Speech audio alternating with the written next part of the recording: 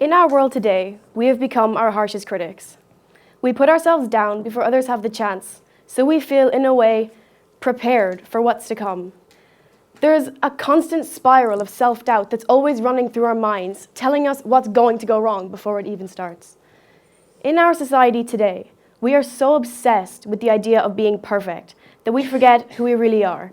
We begin to suppress the natural elements of ourselves that make us unique, the elements that make us different, the parts of us that make us special, the parts that make us who we are.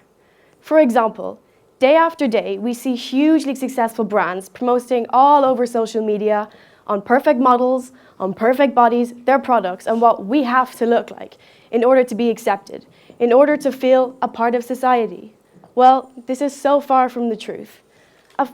An influencer, for example, a girl who posts solely pictures of herself in bikinis, or a male in swim shorts with tens of millions of followers, gets so much attention, whereas a neurosurgeon who saves countless lives on a daily basis, or a volunteer in a third world country may only have tens of hundreds.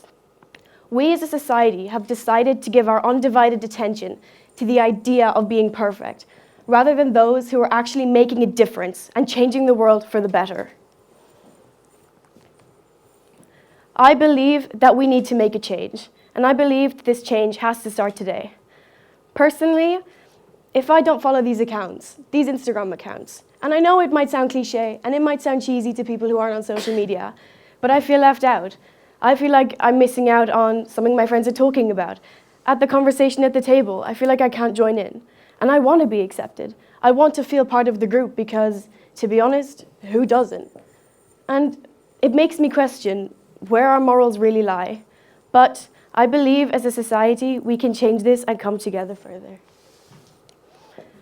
We constantly judge ourselves and compare ourselves to others.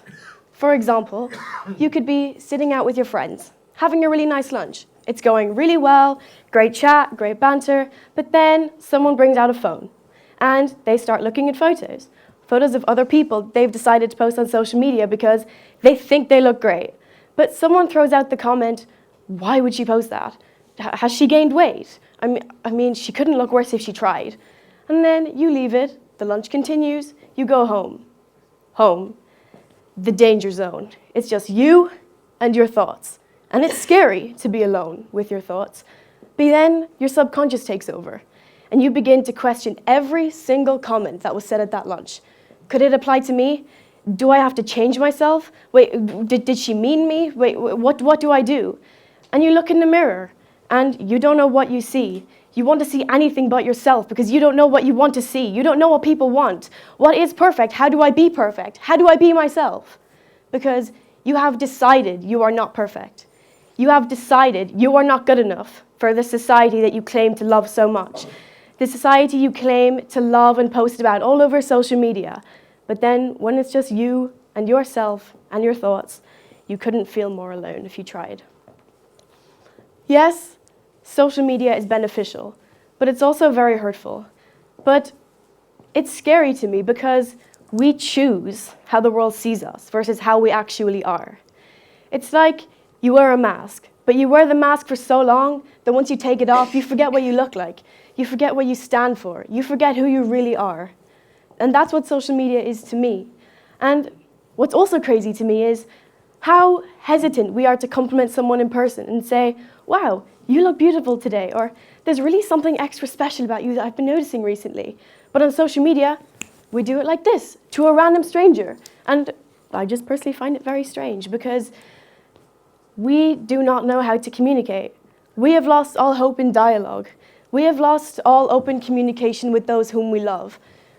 And I think it's really important that we fix it because we are losing our real selves. We are becoming lost in a never-ending hole of social media.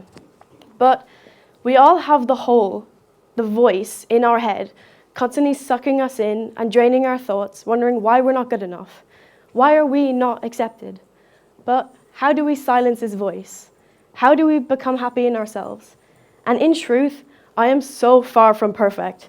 But what I have learned through experience, and I know it's tough, and I know it's hard, but I do believe once you start surrounding yourselves with people who make you feel like your best self, and you really feel like they share the same morals as you do, and everyone is just so much more happy, you are on the right track.